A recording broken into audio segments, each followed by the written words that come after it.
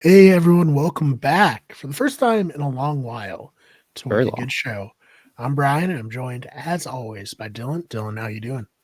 Hey Brian. Hey, well, that took me by surprise. I thought I was going to lead the intro, but I'm we're back. sorry, I thought we can redo it. We No, can no, we no, can we're do back. it We're again. back. Keep it in. This is I'm a new regime. Brian does intros now for these. I'm just so used to all the other podcasts that we do on the channel being, the one who does the intros, except for the Blindsiders, which is our other podcast that we do together.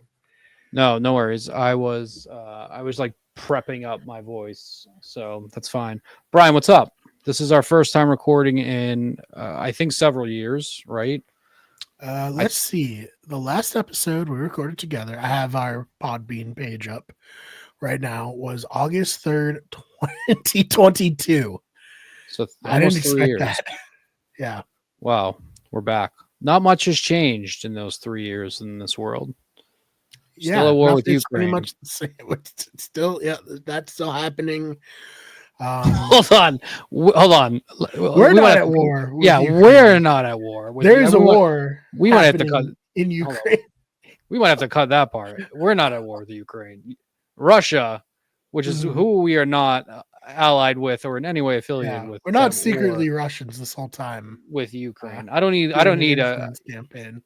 I don't need a drone strike coming down on my house tonight. No, no. Yeah. So, yeah, not much has changed in 3 years. I got glasses. Don't got glasses. I I did. shaved my hair off, and It now it's grew growing back. back. Yeah, I had a little bit of like a mental breakdown. Shaved my hair off. It was a thing, but it's almost back to where I want it to be. Maybe a few more inches, but other than that, we've launched a lot of podcasts. Even on this podcast Yep. page, we've been posting the Pack of Mics and Fire podcast because I couldn't get it to work on the one I set up for Anchor. And I was like, well, I am still paying for this, so I'm just going to use it. Um, and that did pretty decently. That was fun. But now HBO refuses to release any new Westeros shows, which is disappointing, or maybe good depending on how they handle them. I think it was good with the direction it was going. I'm also not a Westworlder. I wish HBO was still putting out some like good properties these days, though, because Hmm. Last of Us 2, that was a whole thing that happened this spring, which is also another show you can find Brian on, right? Yes, worth fighting for with some more. Season one, really great. Season two had some issues. Yep, yep, agreed. HBO Successions is done. Mhm. I don't even the White Lotus, I guess, right? That's the HBO's It's other very big good. show. House Yeah. of the Dragon. That's actually happened in between since we last recorded. House of the Dragon season 2 was kind of a mess, Mhm. also, right? Or Yep. maybe when was House of the Dragon season 1? Did House of the Dragon season 1 and 2 happen in between the last time we recorded this? Yes, it did. Wow. Yeah, so season 1 pretty good. Season 2 same thing with The Last of Us, not so Mhm. great. Some Yeah. good Pack moments. of Mics and Fire for the post show for that. Um, yeah, I love George R. R. Martin and I love all of the Westeros stuff, but I don't know if I love how HBO handles it.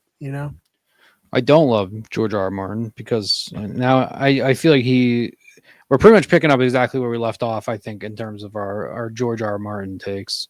Mm. I've had my fill with old Germ. I think every time I see him pick up another project or him talk about how he may never finish Winds of Winter, I contemplate burning all my A Song of Ice and Fire books.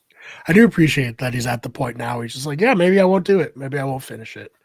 It's like, all right, I that's fair, I I guess. I for the longest time was part of that crew that was really really hopeful that he was just writing both Winds of Winter and A Dream of Spring Mm. together, and like he was just going to release them a year apart. I've now moved past that. I'm no Yeah. longer in that same camp. I don't know if he will even finish Winds of Winter, and he's still kind of throwing it in our face. And I think I saw that I think he picked up another project to write on recently. Wouldn't surprise me. I don't remember if it was another Game of Thrones property or not. what did he say? What did old George say recently? I know he's been. He had a friend who's also a writer who never really got the credit that he believed he deserved. So he's been producing like short films and other films for that writer who passed away. So I think that's what he's mostly focused on right now. Which, whatever. I'm over it. I'm not going to get too upset about it. Really, if I could talk to George, the thing I'd say is, hey, man, you really got to make sure that Warner Brothers lets actual good video game developers make games, because there's not really been a good one in the Song of Ice and Fire. No, and it seems like they're fully committed to mobile games. It seems like at the moment. Why did that happen? Why? I don't know.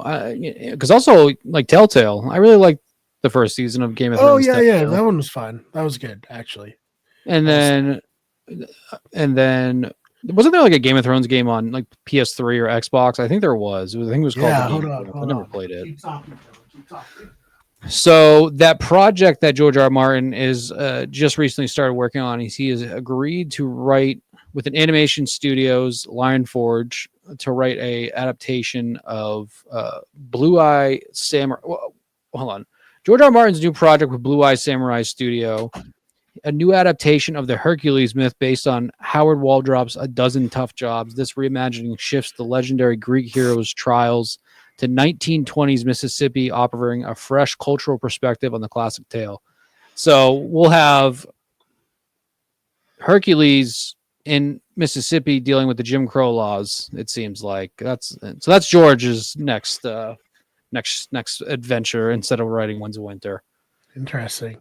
So I actually recently picked up the Game of Thrones Xbox 360 PS3 video game. Gonna make a video on it.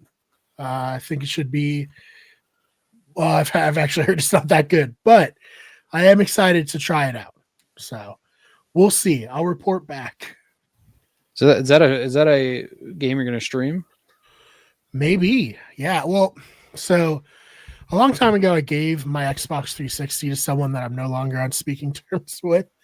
We've all been there, yeah. Yeah. So I need to procure a new 360 that has HDMI outs, because all I have is the AV out, which is fine, but it's like 480, and it doesn't look that good. I streamed a little bit with it before the new college football game came out, playing the old one, and I didn't love how it looked, Mm-hmm. So yeah. One thing kind of to usher us into the next generation console discussion. One thing I do think that gaming does not need to continue to improve, and this is going to be a hot take, is graphics themselves, because I think there was such a major leap from, even we're talking about 360 PS3 into now, where I play like I on Xbox, I got the World at War. yes. Like you can get those 360 ports now, and I was playing that and I was like, wow, like I know it's like cliche to say, like back then I thought these graphics were real life, but Yeah. I'm looking at them now, I'm like, wow, these are such shit compared to what we have currently. And I feel World at War is a very underrated Call of Duty. I don't know. It's one of my favorites. It's really, I mean, really good. Call of Duty for Modern Warfare is what kind of got me into I always loved World War II games, so I played like Medal of Honor, it wasn't Band of Brothers. What was it? It's like Brothers in Arms. Is that the name of the game? Brothers in Arms. Let me look that one up. I think so. That was another if that's the one I'm thinking of, that was another really good World War II game. And then I remember playing Call of Duty. Like a Brothers in Arms was a tactical shooter back in the day. I remember that being very cool. I definitely wish there was more World War II games out now. I mean, I occasionally dabble in Hell Let Loose, and that's a lot of fun. That's also like a huge learning curve and incredibly challenging to play. I'd love to play that. So if you want to, maybe we can stream it. I'd love to, because one day I was home alone and I really kind of just fully embraced role playing and with the Hell Let Loose. If you get a server where everybody's role playing, it is generally a lot of fun. That sounds awesome. That is great. If you just it's a game that you really cannot just casually play. Because you're probably going to die over 24 times. plus like just getting a kill, and even marching. A lot of it's walking. A lot of that game is walking and like getting in position to fight, and then as soon as you do that, you die right away. That is that game. So, but I had a blast today. If you get in, especially in a tank crew, if you do a tank crew where you need at least 2 or 3 guys in the tank with you to operate, that's a lot of fun. I've been in some really cool tank to tank combat in that. So that game's, it's definitely, you have to be in the right mood. You have to actually, it really is important to get the right server too. Because if you get a bunch of people that don't know what they're doing, it's less fun. I've never like actively looked out like the really popular servers that I'm sure people who play the game all the time play. But yeah, so where were we? Call of Duty? Yeah, Call of Duty 4 is originally what got me into playing Call of Duties, but World at War is really what grasped me because that was, I think that's when multiplayer got like truly big. I know the first Modern Warfare was pretty big, but I remember World at War, really like all my friends had it. Obviously zombies, that's what also helped really amplify that. Yeah, World at War was great. World at War was awesome. That like 4 or 5 year span of Call of Duty was really great. And it's sort of similar to like the point I was trying to get to about the graphics too, is that, like, I feel like we're continuously chasing that high, and I don't know if we'll ever get above that in terms of multiplayer gaming again. And I sort of feel the same way with graphics themselves, where I feel like the smallest enhancement we get from game to game, it's so over highlighted and ends up being so underwhelming when you play it that I don't know. I mean, GTA is going to be a big one. So I guess like I definitely I take that back because it seems like GTA is going to be making that leap. Maybe we've just been in such a stagnant period of advancement I think that's the better argument, is that we're in such a stagnant advancement period for gaming that everybody seems to just be so content with staying where they are, and nobody really needs to be innovative anymore.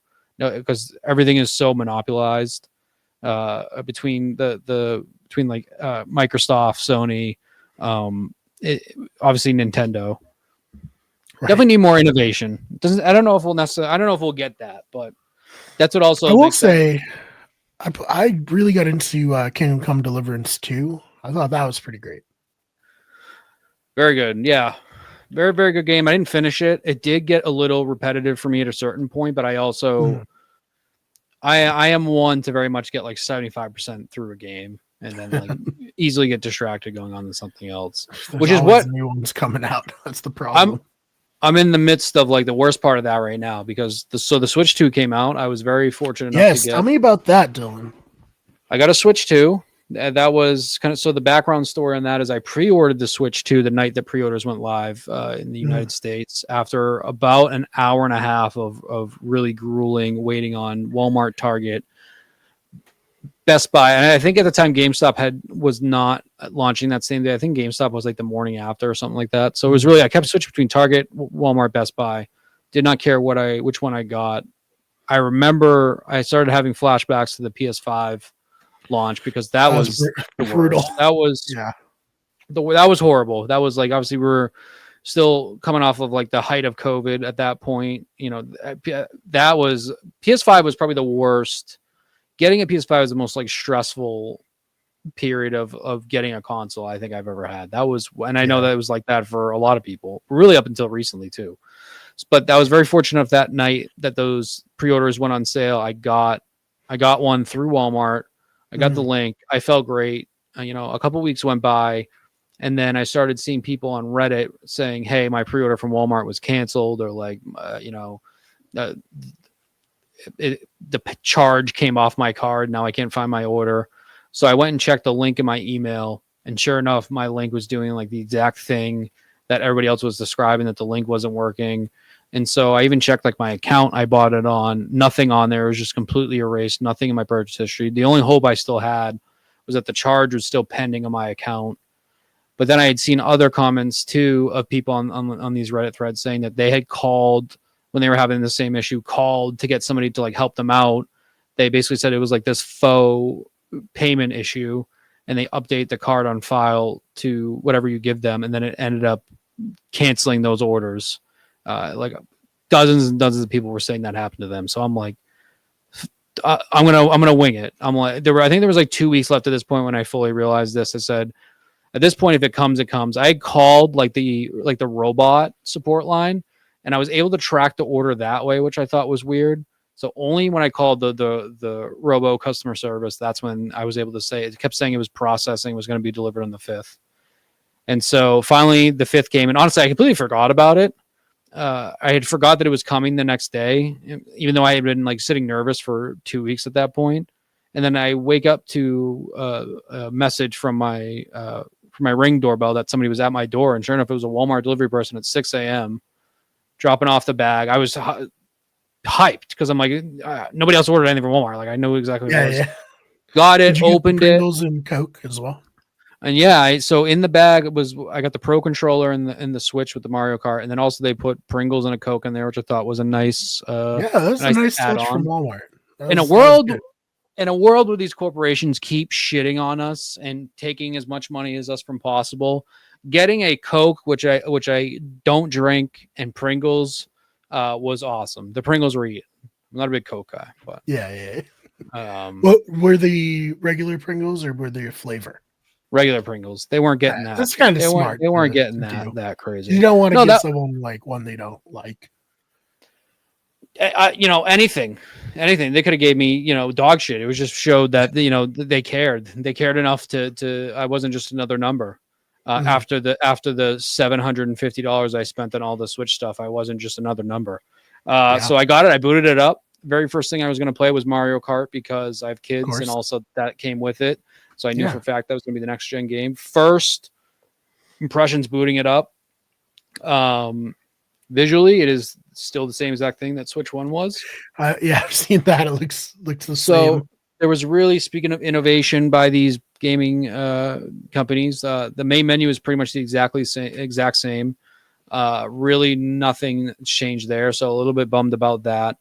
But the game offerings themselves are also very, very slim. Pretty much everything that's available is either a game that already came out with and all it is that next tier. I think Mario Kart is technically the only true Switch 2 release that's happened so far. I think that's accurate. There's obviously been games that were already out that have the upgrade. Mm-hmm. I'm not a big Zelda guy. I have Breath of the Wild. I never finished it, but also I never really got truly hooked on it. But they have a $10 upgrade for you, which I'm not going to shit on Nintendo for that because PlayStation and Xbox they do the same thing, which I've liked. I was able to get the New Horizon game and upgrade it, which I thought was cool for only $10. Why not? Yeah, they did it with Uncharted. I thought was really cool for the next gen. Last of Us 2 did it, not Last of Us 1. I think that Last of Us 1 is one of the biggest cash grabs for Sony that they've ever had for not even. Didn't they just release The Last of Us 1 again? So they did a true PS5 remake, and or what I forget. I think it seems like a full blown. It's probably a true remaster. You know how these other ones get just more port upgrades. Yeah. It was a true remaster because it definitely looks and plays way better than the original Last of Us on PS3 does. But yeah, so almost like on a Skyrim level, they had a PS3 version, a PS4 version. I don't remember. I guess PS4. There was no PS4 Pro games, right? There was just PS4, right? So there was none of that. And then, so they came out with one on the PS5. Then I think you're right, though. I think they came out with another bundle recently of the two games together when the show came out. Yeah, right. Yeah, the complete edition or something. But for the Switch, first impressions was it was a console. I needed a Switch. My old Switch broke, so I definitely wasn't upset I bought it. My original Switch that I bought when the Switch 1 first came out just stopped working 2 years ago. And it was, I think, at the point where it was out of warranty for anything. Mm-hmm. So I was basically shit out of luck. Yeah. I've been having a lot of fun with it with my family. I think Mario Kart is pretty cool. I've only really done the main races. I haven't done really much of the free roam stuff, but I think the best is for sure yet to come with the Switch 2. I think I'm really looking forward to Donkey Kong.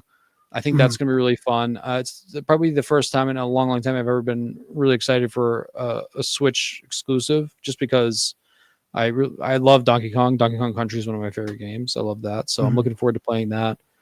The more to come out, I think Switch 2 will be a lot better. Give them a chance to optimize. I do think that they're probably, a little, it seemed a little cash grabbish at first, but it runs twice as. It's definitely a next gen upgrade. It's just they haven't had the chance to be able to fully show it off yet. Because when you look at the specs itself, I think you can run up to 120 hertz on TV or monitors. I think the handheld itself, when it's off the dock, can run at 1080p at 120 hertz too. So it's definitely an upgrade. I don't regret getting it. I do wish for sure there was way more available at the time. Because like I said, I'm not a huge Zelda guy, so I'm really not going to play the two Zeldas.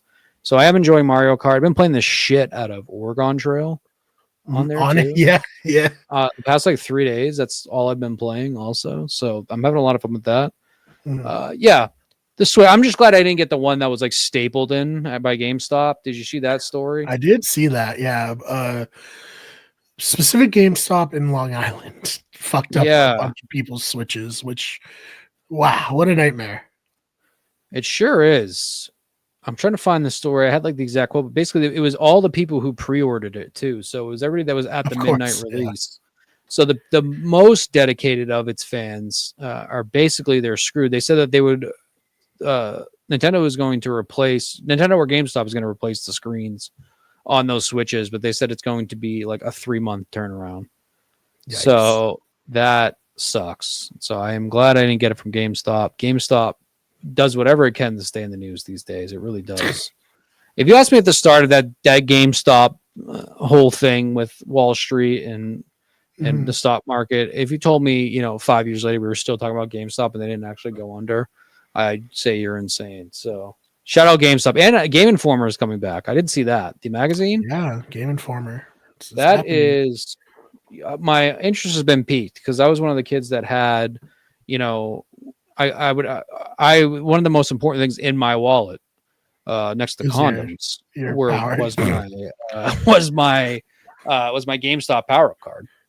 So, and with that became a free subscription to Game Informer. And I honestly, Game Informer was a great toilet magazine. Really was. Right. All time. Top tier up there with Sports Illustrated. Also really, I generally read the magazine. There were some like really interesting articles in there. And it was also, that was like one of the only ways you can get reviews for games back then. That and G4 TV were like the two. Yes. So I'm excited for Game Informer to come back. I think G4 TV was trying to make a comeback too. I think I had heard that. They either tried already. Come back and then they failed again. Damn. Were they? I think they're trying to make another comeback. G4 TV. Oh, interesting.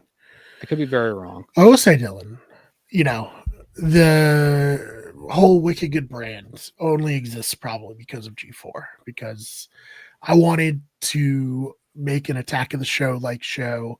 And that was Those Fake Gamers, which turned into Those Fake Nerds, which started Wicked Good Everything. So after, of course, Brad and Dylan Take on the World, now Wicked Good Show, that was like, did Brad and Dylan Take on the World predate Wicked Good Everything? I can't remember. Yes. I thought it did. Yep. Yeah. And we've merged it all, and yeah, I just, I really just want to host Attack of the Show. So if we could just be the host of Attack of the Show, that'd be great. Hey, no one else is doing it, right? Let's do it. Yeah. You just completely ape their format. I do wonder why now. I guess it's also because it's TV, right? I think for live TV, it's really hard for people these days to get committed to it. And I think that was part of very rarely do I sit down and watch cable television and just casually throw on, I guess Bar Rescue is one of the shows I can only think of that in the news, like Bar Rescue. Then after Bar Rescue's 2.5 Men, that's the only three things I think I watch live, and Survivor when Survivor's on. Everything else is all on apps.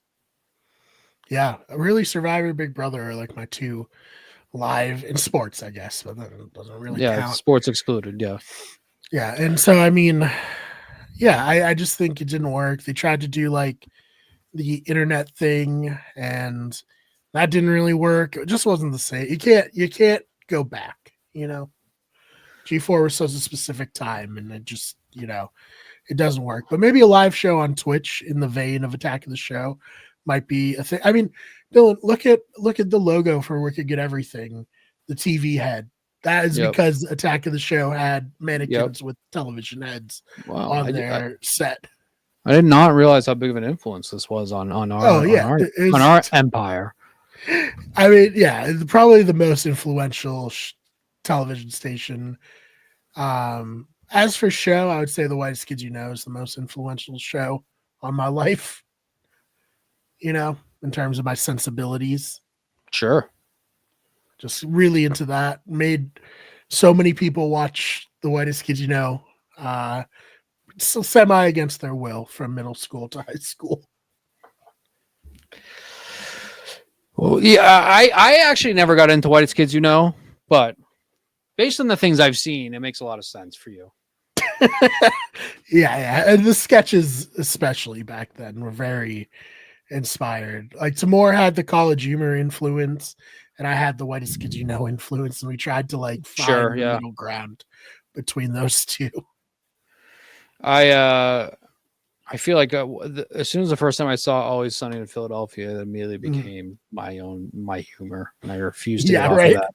And my natural progression, for speaking of the whitest people, you know, my natural humor progression went from It's Always Sunny in Philadelphia to I Think You Should Leave to Tim Robinson side of the comedy. So it's like that with like a little bit of Shane Gillis splashing between it. That's kind of like the white millennials comedic natural timeline. Yeah. For me, it was, you know, Whitest Kids You Know, and then Portlandia. Now a little bit, I Think You Should Leave. And yeah, I like Shane Gillis as well. It's very, I think that show Tires is so good. Tires season 2, very, very good. I think the best thing to compare it to that I've said to somebody else is the transition that The Office did from season 1 to season 2 and like that leap they took. That's because I think season 2 is generally one of the funnier seasons of TV I've seen recently. And season 1 I thought was very underwhelming for the most part. It was good. I was definitely intrigued. I couldn't wait for it, but it wasn't a show I was, you know, amping for it to kind of like, it would be one of those shows that when it came on, a few episodes, Shane Gillis, great, you know, and then I'll see it whenever it comes back again. This season has me hyped. I think this is one of the funnier shows on TV. I think a lot of, you know, they added an extra, I think 5 episodes, right? I think the first season was 5 episodes. This season's 10. Shane Gillis. We got a budget now. Shane Gillis getting better as an actor. I think that's a big part. I think Shane Gillis is definitely increasing as an actor because he's already very funny. I think the writing by McKeever has been very, very good this year. It's a very good season of TV, and I haven't even finished it yet. I have 2 episodes left, so I'm like officially declaring it one of the best shows on TV at the moment, at least in terms of our comedies. Comedies themselves right now are doing pretty good, especially I'd say so. Non-sitcom comedies. It seems like they're doing very well. I think you think of like Dave. I'll throw Tires in there. You know what I mean? Always Sunny is still kicking around.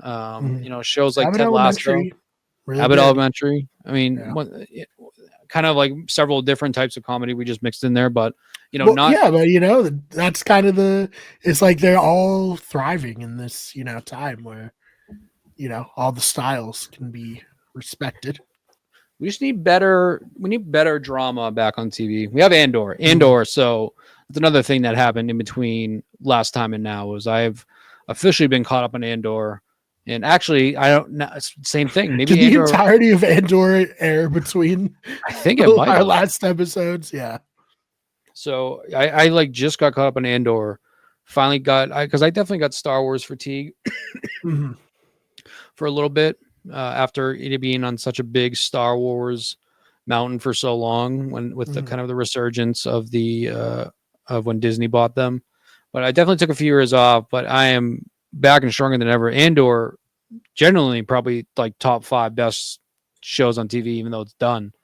But the past like 5 years, really, really good writing. It was, you know, it's exactly what the people want from Star Wars. It's you know, take the Prime Mandalorian and mix it with Andor, you know, and just keep kind of getting that formula for kind of the styles and what people want out of Star Wars, because the writing was phenomenal. I definitely think Andor is a tier above Mandalorian in terms of quality, but the Mandalorian I still think is a very, very good show. But Andor genuinely you could put it up there with like the HBO level shows. I know that's kind of like another cliche thing that's compared to like Andor was an HBO quality show. It really was. The production was really just unbelievable. I think the attention to the Star Wars story itself and kind of just the way that they condensed it down to a human level to get away from all the Jedi stuff. Because Rogue One for me is by far the best of the new era movies. And this show is kind of continues on that path. We for sure need more properties like this to get like for Star Wars to. I think that'll bring a lot of the anti-Star Wars people back, and I think it already has too, especially like a lot of longtime Star Wars fans that have been turned off for a little bit. Hopefully, they just continue down this path, though. Yeah, no, I agree. It almost doesn't even feel like Star Wars, which complimentary, I guess. Yeah. Although I do love Star Wars, and don't get me wrong, I really liked the Acolyte. I liked the oh my god, I'm not gonna be able to think of the name. The new show with Skeleton Crew. Skeleton Crew. I thought that was fun. It's cool that you can have all these different tones for the shows, right? I see your background's Battlefield 2. Have you been playing any of that in the attempt to resurge Battlefront? I sure have. It's actually, speaking of me jumping from game to game, other than the Switch, this is really all I've been playing recently. Yeah. And that was even with like Expedition 33 coming out. Kind of got a little bit into that. Then the Battlefront 2 resurgence happened, and I try to play at least once a night. So much fun. I remember playing the beta for this when it first came out, and then I think I saw the reviews when Battlefront 2 originally dropped, and it was very much like it was a microtransaction hell. Online was like super buggy, not that great. And so I really got kind of turned off from buying it. And I had heard for a while that Battlefront 2 did kind of get it together, and they dropped a lot of the microtransaction stuff.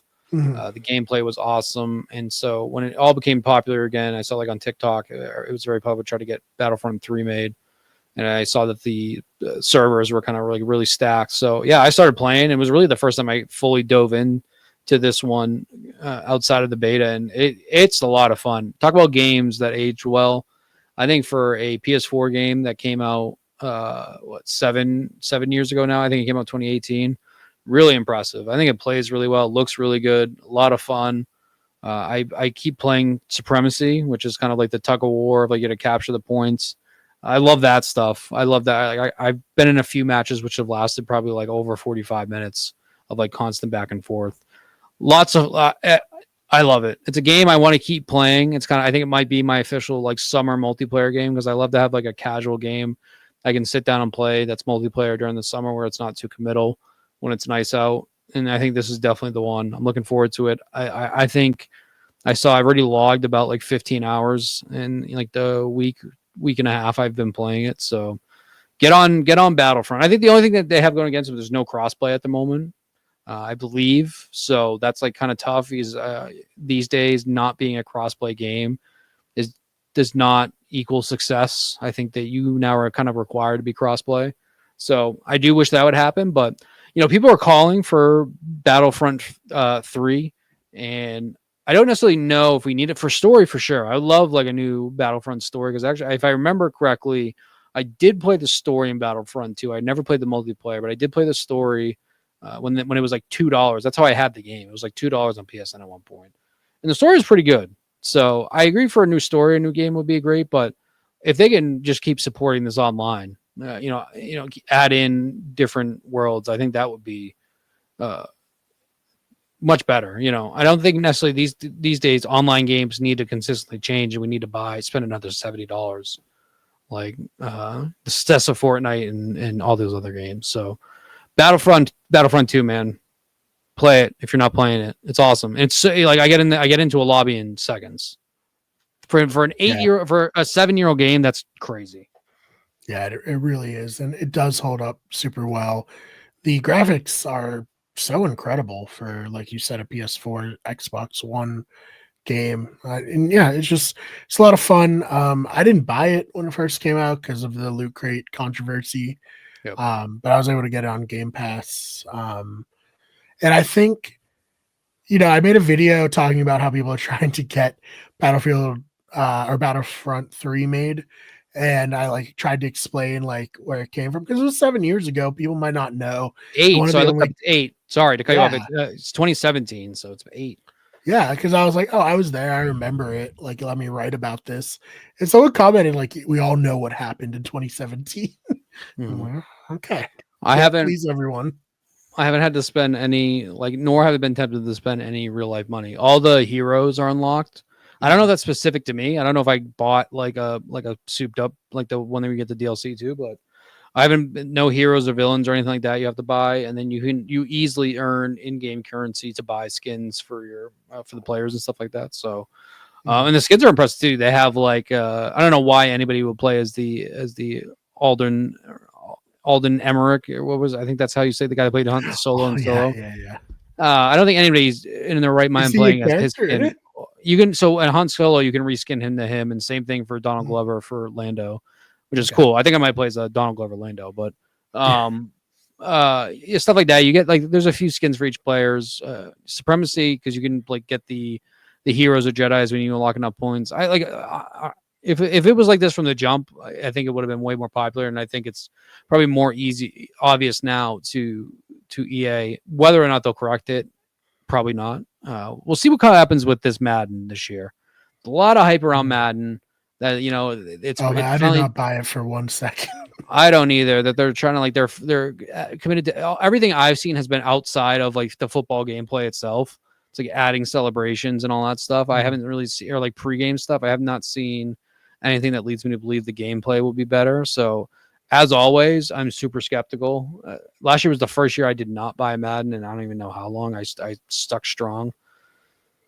But Madden college football, let's see if EA can get out of their own way or I actually like played make it college better for football way fans. more than Madden this year, so I doubt I'm going to get the new Madden. I probably will get the new college football, but If there's some sort of like gap between the two that makes it like, oh, I definitely want to play Madden though. If I can like take my rosters and my player from this, which you mm, could not do last year, something like that would be a lot of fun. Like college football looks like they're adding in the real coaches, which is that's yeah, cool. Although I did read actually, if I just say that about the rosters, I think it's like an NIL thing where they can't do that, yeah, they can't. which so that sucks. I think you probably just do like your superstar or whatever it is, campus legend. That so the superstar alone is not enough to warrant me wanting to do it because I think Madden's career mode it's horrible. Yeah, they need to improve it for sure. But the guy who led the development on last year's college football is now leading development on Madden and college football. So hopefully there will be more of a synergy between the two. Yeah, college football is it's one of those things where as long as you improve the things that very clearly need to be improved and leave the rest, it's still going to be another good game. College football was another one though. I logged in over 200 hours when it came out. It did get a little bit repetitive once you finally started winning in Dynasty mode. So I hope that they figure that out. Coach's Carousel could be a lot better too. There are definitely a lot of things college football needs to fix, but I still think it's far superior to Madden. You get a role play that you get hired to the NFL and then get canned, and you have to rebuild everything at a shittier program. They're what was it? Their Coach's Carousel when you're in the Dynasty mode was horrible. I just started thinking It's about like the job offers that you Yeah, get. it made no sense. It was really dumb that like I couldn't table one like 1 week. Like if I got offered a pretty decent job, but like think I might get a way better one. They Yeah. definitely have to fix that because I remember I was the head coach at James Madison for like 2 years. I won a national championship on the second year as James Madison. Right. Insane. I got like the best job offer I got was to be like the OC at Louisville. And it's like same thing. I purposely tried to win 3 more at James Madison, one of the greatest runs of any college football coach ever in college, winning like 4 championships in 6 years with James Madison. Yeah. And like the best head coaching offer I got on that was like San Diego. So that's something they have to fix. There was a lot of stuff like that. It like really takes you out of it sucks you back into reality for sure. Yeah, no, it's similar. Like, started as the Boston College offensive coordinator, went to Texas as the offensive coordinator, got hired to be West Virginia's head coach, and won a few national championships. And then, yeah, just getting offensive coordinator jobs from like the other, big schools. And it's like, this is not realistic at all. Is there any other games coming out soon? I don't think Soon? so.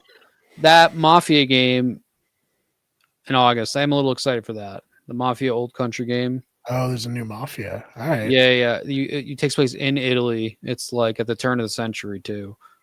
So it's Ooh, that should be fun. so I am very intrigued by that. That new James, so the new James Bond game that looks really good too. Mhm. I know that's not coming out this year, but James Bond that'll be pretty sick. It looked kind of like Uncharted kind of mechanics gameplay, which I'm all for. That mixed with the James Bond story. Never read the books, but apparently like they're following the books kind of for ideas and stuff more than the movies themselves. So that's Yeah, we Nightfire. haven't gotten a James Bond game in a while, right? The last one I can think of was I think Quantum of Solace had a Unlike the game Wii. for it. Yeah. James, because remember, still like Nightfire on PS2 is probably my favorite James Bond game. James Bond video games. I really enjoy that the new James Bond, the actors, the guy who plays young Dexter on the Dexter prequel Oh, series. I did not know that. Yeah, and I wonder, do you think he will be James Bond? Do you think they're spoiling it, Dylan? No, I definitely think that No, straight up, just no way. No, I think they're going to keep it separate, which hopefully so. Because like I said, I think they're going more for the books, and he has like the scar across his face. That would be a pretty wild way to introduce the next James Bond. That would be pretty insane. That would be. According to this, the last James Bond game to come out was in 2010. James Bond. What is it? What is this called? Hold on. James Bond Bloodstone with Daniel Craig on the cover. Let's see what this game is. James Bond 007 Bloodstone is a 2010 third-person shooter developed by Bizarre Creations and published on Microsoft Windows, Nintendo DS, PS3, and Xbox 360. Interesting. I do see they made a Skyfall game. I was like, I definitely played that. Oh, they did. Did they? Yes, 2012 Skyfall. Oh wait, maybe not. I don't think they did because on this list, it only got released as a level in 007 Legends. Interesting. So maybe it was Casino Royale I played. I guess 2006. That lines up more with the Wii, which is what I played it on. Quantum of Solace is the last one I remember playing, and I can't tell you anything about it. Can't tell you like that might have been the same game. So from Russia with Love on PS2, I remember that. The first video game I ever owned, like, was my own game, was Agent Under Fire for the PS2. Loved Agent Under Fire. Remember that. Agent Under Fire and Nightfire, I think, are connected games. I could be wrong. Pierce Brosnan was not in Agent Under Fire, but he was in Nightfire. Nightfire was so good. But I remember. I think my PS2 came with Agent Under Fire with it. I think Agent Under Fire might have been a launch game for PS2. I think that's probably why I had it too, because I got a PS2 and probably just my parents bought a bundle. Yeah, I think it was, but I remember. Did you play Nightfire? No, I never played that. Oh one. Man, Nightfire was so good. It had like Pierce Brosnan as the character model. I don't remember if it was his voice or not, but yeah, Nightfire was awesome. It had a really good versus multiplayer mode where you could. It was the sort of similar to GoldenEye, where it's just like 1v1 with guns and stuff. There was like a really cool mountain like ski resort, or like it was a mountain fortress level that was like kind of iconic for it. Very good, very very good game. That was honestly the last like good James Bond game I can remember. I also loved the World Is Not Enough game on. I think I had it on Game Boy. That was that was a lot of fun. James Bond definitely needs a game. I think that is a character where so good for having a fun game. I don't know. I think that they could take a break from the movies. It seems like they are. Totally down for them going for a younger James Bond. Totally down for them taking another 5 to 10 years to kind of let that IP settle. Now that Amazon owns it, though, I don't have That's so weird.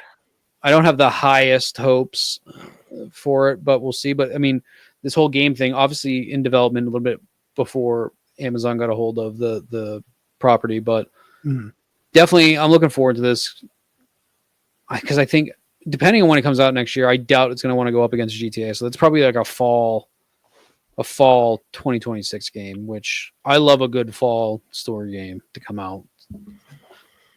Yeah, no, it should be fun for sure. Do we want to talk about the rehearsal at all? I know we had that as one of the topics. Yes, good reminder. Rehearsal. Speaking of best shows on TV, definitely up there. Also, kind of throws into that. It feels not fully accurate to call the rehearsal a comedy because although it is a comedy, it's also like this season, especially season 2, sort of similar to Tires. I thought season 1 was really good, had some really good moments. Season 2 definitely takes a gigantic leap. I wish more people were talking about it, to be honest with you. I think it being released at 10:30 on Sundays is not the best for it being something put in the spotlight for people that are younger and older. So that's probably why not as many people are talking about it. But season 2 was, man, Nathan Fielder's genuinely, genius gets thrown around a little bit too much. I don't know if he's a genius, but the way that he has now kind of crafted this whole bit for himself while also getting semi-serious with the things he's talking about is really, really impressive. I think it's the type of show that probably the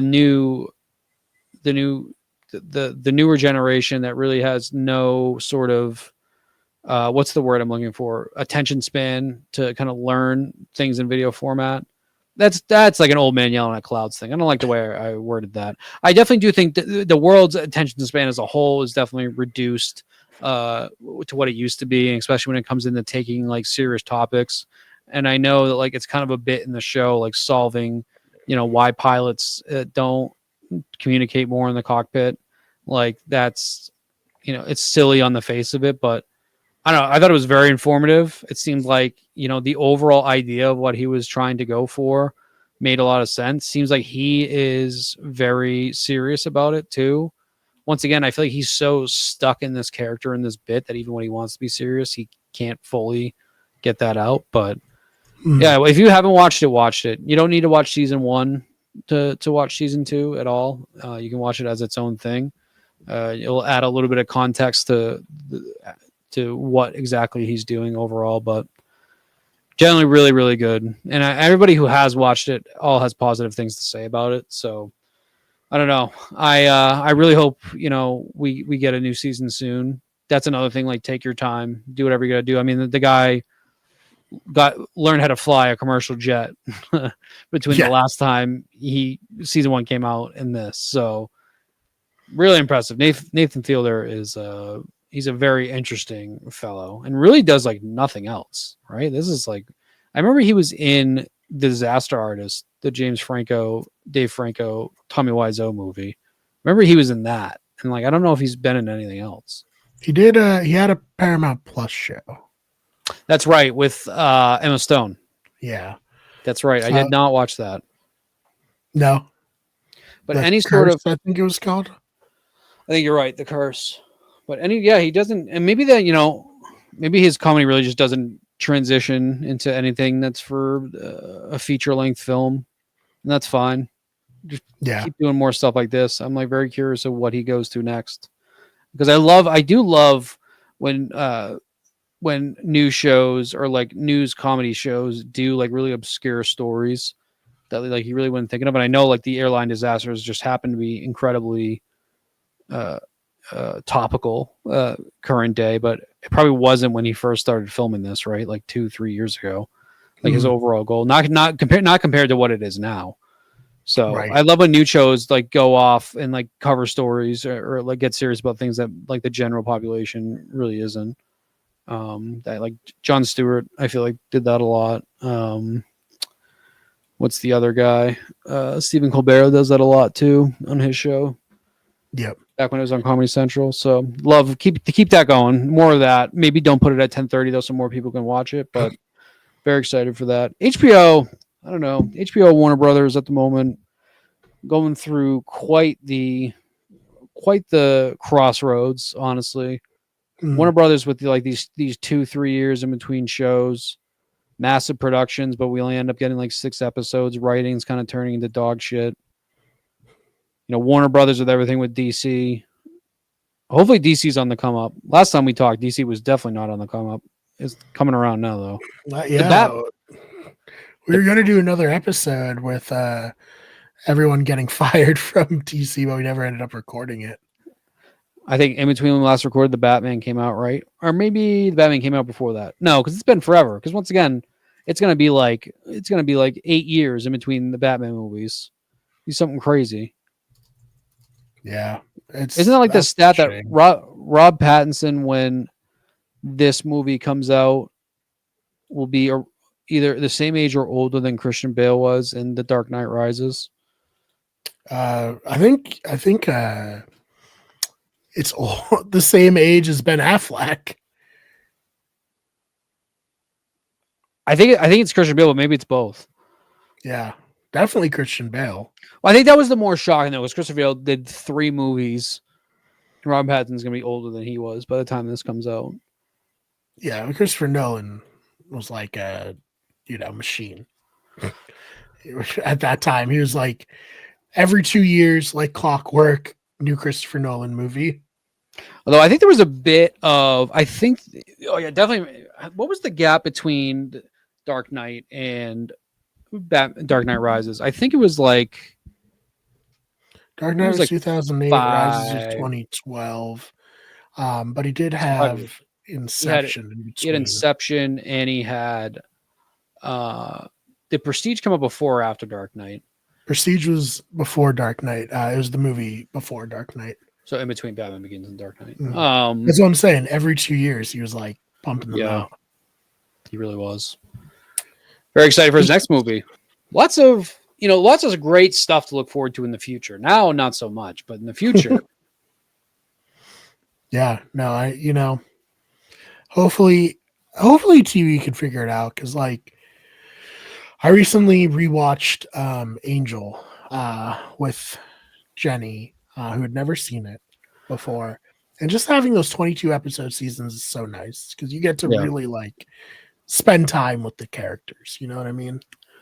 For sure. I do think for me the sweet spot's definitely like 12, 14 for me, like typical like obviously HBO. I think HBO the 10 realistically is probably like perfect, but I think 10, 12 is right around my sweet spot. Like Breaking Bad, Better Call Saul, like anything AMC is, that's like typically their episode count for the season.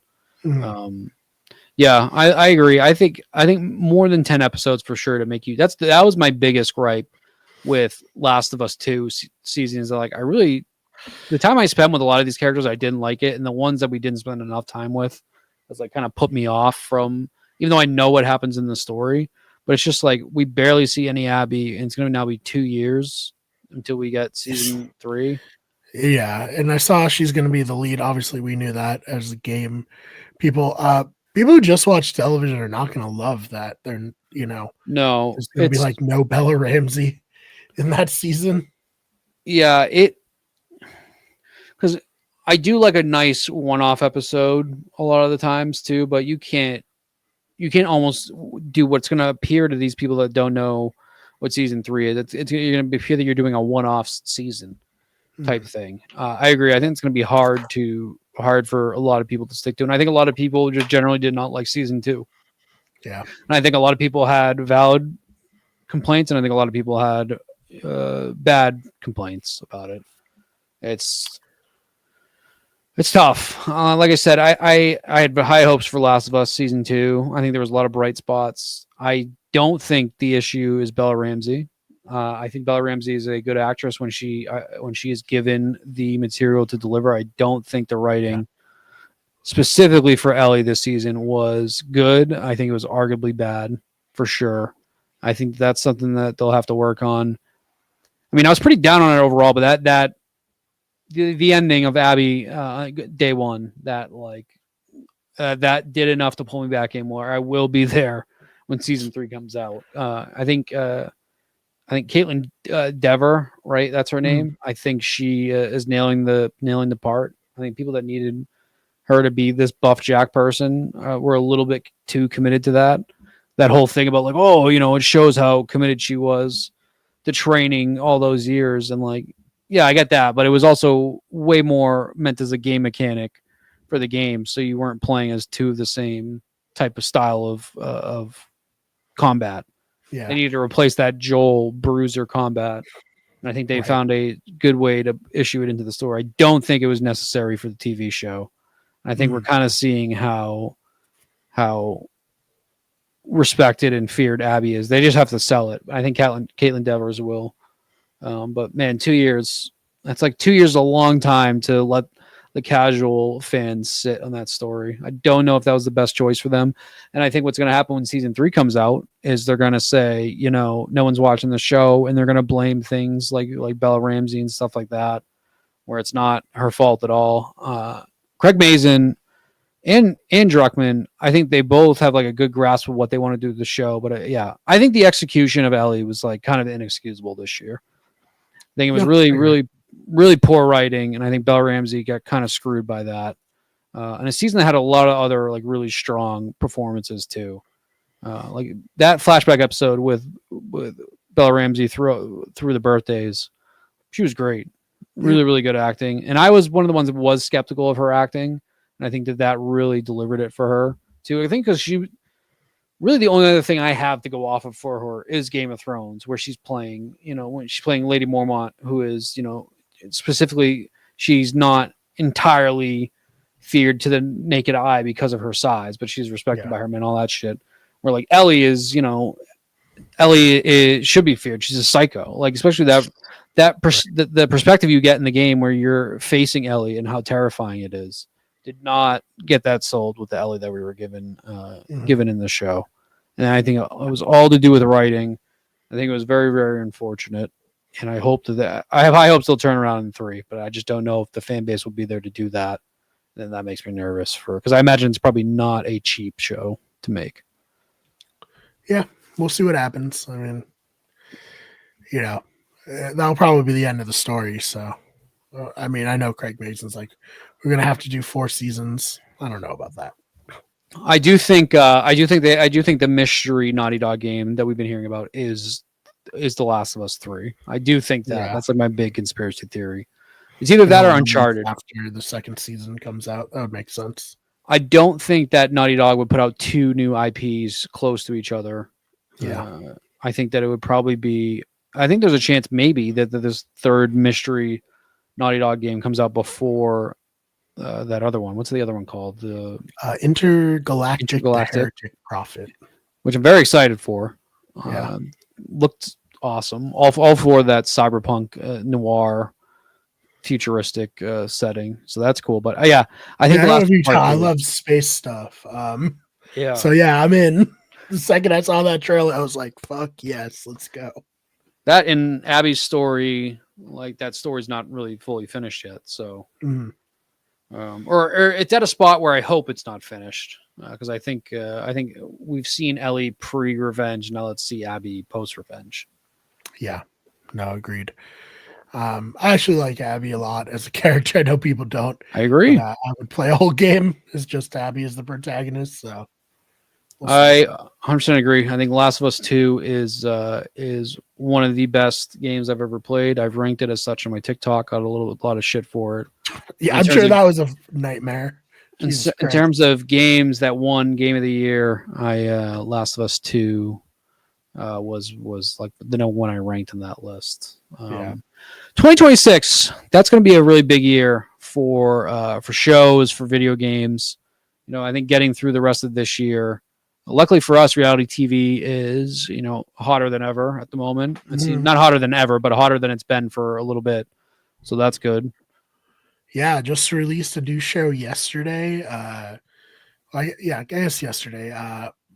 Bombshells at the Villa, which is covering Love Island. Speaking of reality TV, Julia and Jenny are the leads on that. I'm just there as kind of the producer. But yeah, so if you like reality TV, you like Love Island, please go check that show out. And Dylan and I have been doing the Blindsiders for years. Well, this show hasn't been going up. We have been consistently. It's not like this is the first time we've talked on camera since 2022. We've been, you know, going hard on the Blindsiders. Yeah, and I plan to try to do this more often. You know, maybe not necessarily once a week, maybe every 2 weeks, or maybe if we get a really fun story to talk about. We are kind of going into that, like, outside of the summer box office, we're kind of going into that summer lull of not really a whole lot of TV shows on. Really no video games come out except for like sports games, although we'll get Mafia in August. So I think, I think Mario Party on your Switch too. I have the Mario Party Jamboree. We should play that. Maybe stream playing that. Do you have Jamboree? Yeah. Oh yeah, sure. You know, I'd love to do that. Yeah. So I think even if we're not necessarily recording this podcast, definitely combining together, try to produce more content together. Yes. I think Brian and I have a good little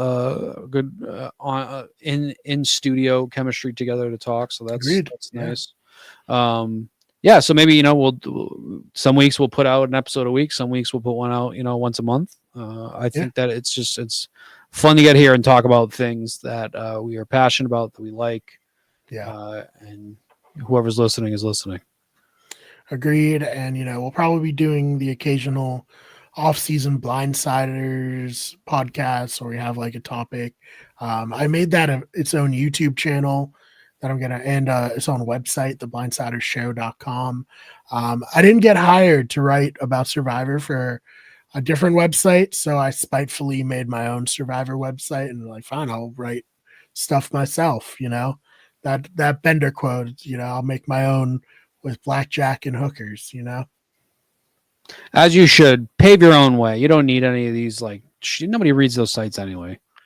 I gotta figure, like, you know, I was looking, and, you know, don't want to be shady or petty or like come off as jilted, though I am. I was like looking at the people who like write for them, and I'm like, they just started watching the show. Like, exactly. I don't know. Like, to each their own. Good for them. They're carving out career. Writing is fucking hard. It's even harder now that companies are just like, we can just let AI write for us, which is insane to me. But, you know, we could have a whole discussion on AI because I think it's both the bee's knees and incredibly terrifying. I think for me and for content creation, obviously, you know, content creation is like my whole life. I think ultimately people will watch that stuff, read that stuff, and then be like, I miss the human connection, and go back to like just stuff made by humans. That's my prediction for generated content. I truly don't think that AI generated content will ever replace human generated content. If it does, I don't think it's going to happen anytime soon. I do think it is scary, especially for artists. I imagine, you know, people who anything from like, you know, painting, any sort of like art that involves, you know, anything with like pictures, things like that. I think that's ultra terrifying too, because I think that very quickly, you know, these artists that sell like paintings that are, you know, hung up like in homes and beach houses and stuff like that, that's like mass printed. Those type of people are going to be pretty much out of business with AI, because AI will create, you know, I can have Han Solo and Chewbacca and Scooby-Doo smoking grass on Mars, and I type it into a browser and I'll have it, you know, have it available to print out in like 5 minutes. Right. So I will say it is very funny that they're all like piss colored right now. I don't know what happened, but every like drawing I see from AI is like beige. Mhm. Have you seen that? Like, It's well, a lot of the ones I've been seeing are they're meant to look like they're natural, like writing with pencil. I've seen a lot of yeah, those of like people being like, "Oh, look what I drew with my pencil in class today." And it's just like the fucking Mona just Lisa. AI. Yeah, it's just Jesus holding like I don't know a watermelon or something, Yeah.